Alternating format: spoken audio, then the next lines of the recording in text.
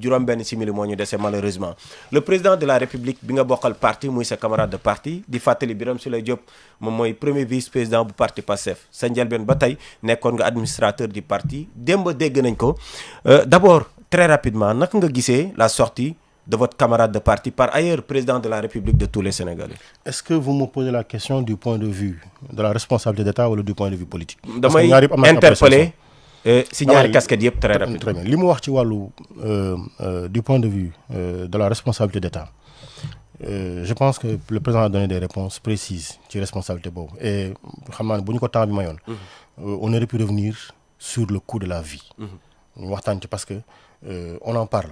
dëkk bi dafa métti mais on a suffisamment d'arguments pour étayer les efforts faits par le gouvernement malheureusement temps bi mayuñu ko xëy na ci beneen anam am nañ ci ay jéego yu bare lu ñu ci mën a wax loo xam ne c'est extrêmement précis ce que le gouvernement a réalisé te mu wuteeg li fi nekkoon bu baax a baax beneen bi mooy li mu wax ci wàllu politique alors man ce que je voudrais préciser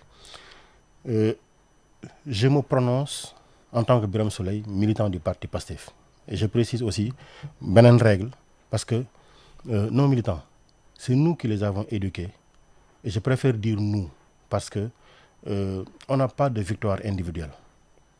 Amul kenn ku mën a réaliser une victoire individuelle. Tout ce que nous avons réalisé, nous l'avons réalisé collectivement sur la base confiance bi nga xam ne moom la ñu investiroon ku nekk xam nga lu tax ñu doon sant nit liggéey. ba ko mu koy def. parce que dañ ko wóolu woon moo tax. J'ai été, moi, le secrétaire général et l'administrateur du parti pendant 8 ans. Et personne ne peut dire que les socles du parti n'ont pas été solides. Mais, moi, dans mon discours, je dis toujours le grade le plus élevé. Le grade le plus élevé dans le parti, c'est simplement le grade du militant. Amul ku gën a diñ ci parti bi. Amul ku ëpp solo.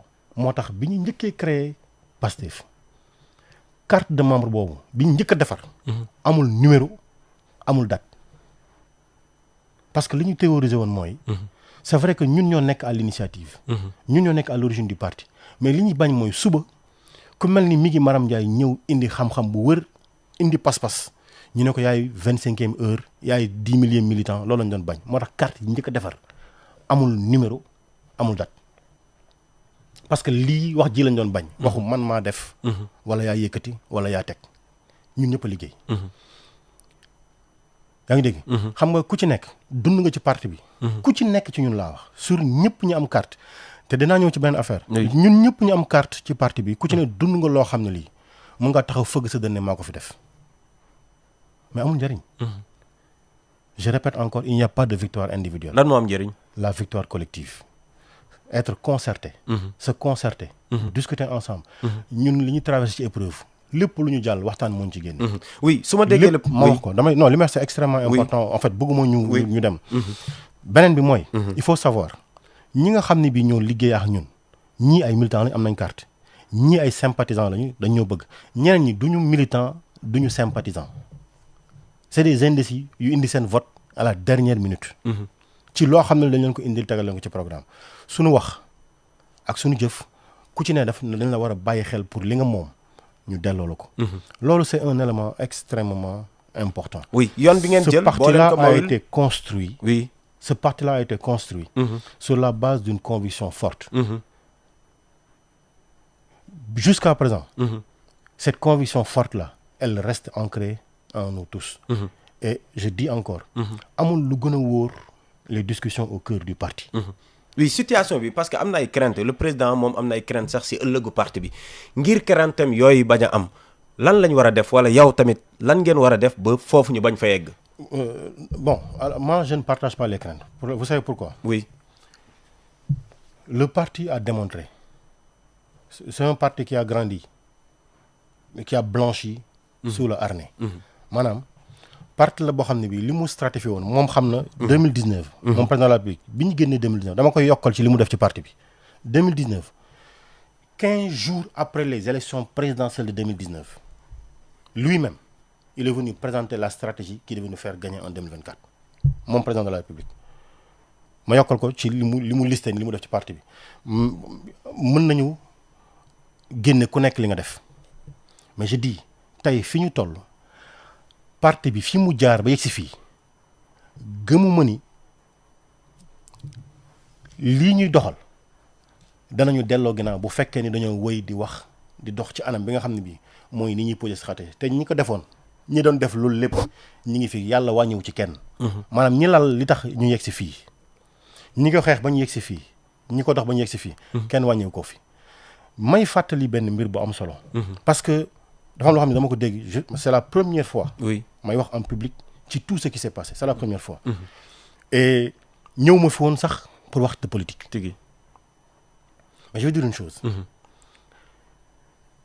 le président du parti jour Gamou 2024 xaw ma 2023 ci guddi 23h la wax ak Maître Tall Maître Tall moom m'a informé j'ai quitté fi ma nekkoon Gamou la nuit même woo ñëpp ne leen on se retrouve pour exécuter li nga xam ne bi on le président du parti wax le siège du parti nekk dans Pastef ma wax ko le siège du parti en tout cas pour les réunions stratégiques était établi chez moi dans mon salon ma waxaat ko ne mosuñu mu dégg ma naan man parce que damay wax ni il y a pas de grade plus élevé que simplement le grade du militant. mais dañoo toll foo xam ne fii il faut que ñu fàttali ñaar ba ñett mbir yu fi xew. comme ça ku nekk ñëwaat dellu si waat ci xel ñoo xam ni on ne peut être fort que quand on est ensemble kese. Et nous avons été forts parce que nous avons toujours été ensemble face à l'épreuve te épreuve du jeex. te xamoon nañu ni on va vers des challenges xamoon nañu on va vers des défis on s'était promis dañuy toog waxtaan boobu nag ñu ngi koy xaar ba léegi parce que dafa am anam boo xam ne bii bañ ci waxtaanee ci prison bi fii. décision ñu jëloon fii yeggaguñ ci ba léegi war nañoo war a toog ñu waxtaan ci loolu mais li may wax mooy keroog ba ñu dajee foofu mën naa lim parce que dégg naa ku nekk di lim. foofu ña fa toogoon ñu doon defar fichier parrainage yi Ousmane Sonko mi ngi ci kaso bi l'actuel président de la République di notre frère de parti Bassirou Diomaye mi ngi ci kaso bi ñoom ñaar kenn defarul sa fichier Ayib Daffé moo defaral fichier wu Ousmane Sonko ci dans mon salon Yacine Fall mi ngi toog Abdoulaye Tall mi ngi toog Abbas Fall mi ngi toog am na yeneen ñaar ñu nekkoon ci biir salle bi foofu lañ toog jour férié bi ñu defaree dossier yi ba mu mat am na ñaar ñu ñëwul woon jarul may jaar seen tur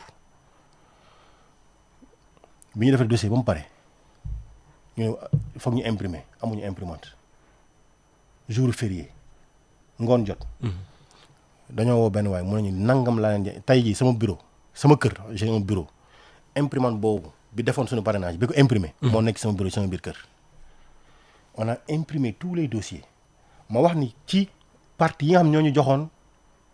seen parrainage de parti maanaam ñi porté suñu candidature parce que ñooñu jox seen i récépissé de parti ñun ñoo doon tànn ñan la ku ci nekk ki ñu la jox ñun ñoo ko tànn parce que dañoo négocier ak gars yi négocier yu bëri mais pour sécuriser parce que dañoo wax ni on avait la possibilité nga jël nit jox ne moom mooy porté parti bii mooy porté la candidature le parrainage de Diomaye ñu dem ba ci dernier moment Macky Sall woo ko def ak moom noonu mu lâché la ma joxe fii information tey bi ñu defee liste bi sérieux le nombre de partis qui nous ont promis de nous accompagner dafa am ñett ba ñeenti partis yoo xam dañu woon wóoruwuñu leen parce que mën nañoo dem au dernier moment mën nañu dem ba dernier moment ñu rocceeku parce que dañ leen di def lii parce que dañ leen def laa ñu ne man ak Abbas Fall nañ ko jël maanaam ñi nga xam ne wóoruwuñu leen ñun nañ ko assumer Abbas Fall ñi mu porté woon dañoo am nañ dut ci kenn ki man ñi ma porté woon dañu am nañ dut ci kenn ki mais ñeneen ñi ñu defal ñëpp dañoo jël ñi nga xam jàpp nañ ñooñu gën a doy moom président Diomaye man ak Abbas ñoo ànd le matin à 6h du matin. dem devant la prison xaar fa Amadou Ba.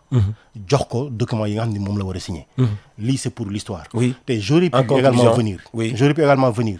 sur les conditions. de sortie. les conditions de discussion. les conditions même. on a beaucoup à dire. on se donne rendez-vous dimanche. on se donne rendez-vous dimanche pour parler uniquement politique. on reviendra sur tous ces éléments-là. li ñu ci intéressé. du kan moo def. li ñu ci intéressé mooy lan moo ñu indi fii. oui. te. wolof dafa lépp. ñu jeexal ci lépp bi. wolof dafa lépp ne. ku wàcc sa ànd. ànd boo dem fekk sa borom. président dafa sori parti bi. man li ma xam ci parti bi dañoo waxoon ni président mënul bokk ci parti bi mais dañ ko def président d'honneur du parti bu ñu ko invité ci parti bi parce que ci parti bi la bokk. bu ñu ko laajee ci parti bi dafa war a ñëw ci parti bi ndax parti bi moo ñu indi fii. dafa sori parti bi waaw wala déet. dama ni président bu ñu ko woowee ci parti bi dafa war a ñëw ci parti bi bi mu faloo ba léegi. ñëw na je pense su ma juumul ci benn réunion su ma juumulee. mais na jël jotam dellusiwaat ci parti bi. d'accord ndax parti bi moo ñu yóbbu fi ñu nekk tey jii. merci beaucoup Birame Souleye ndax 1 million de carte membre yow lañ ko dénk di nga sa am di nga sa egg xalaat nga ko. ñun. très rapidement 30 secondes. ma ne. stratégie bi ñu sant nii. oui. on l'exécutera à la perfection. d'accord. salaamaaleykum. merci beaucoup Birame Souleye Diop premier vice-président du parti PASTEF doon jëwriñ bi nga xam ni moom la ñu dénk wàllu énergie pétrole ak mine moo nekkoon suñu gan di jaajëfal baax a baax ñi nga xam ne ñoom ñoo jàpp si liggéey bi Ngagne Diop moo nekkoon si technique bi mi ngi ma xam Ndiaye si kaddu gi Ndeye Aram Mbaye ak Demba Malick Mbodj ñoom ñoo jàpp si liggéey bi ba mu yóbbu di jaajëfal baax a baax François Xavier Thiaw ak équipe bu nekk si ginnaaw yëpp jaa ngeen jëf.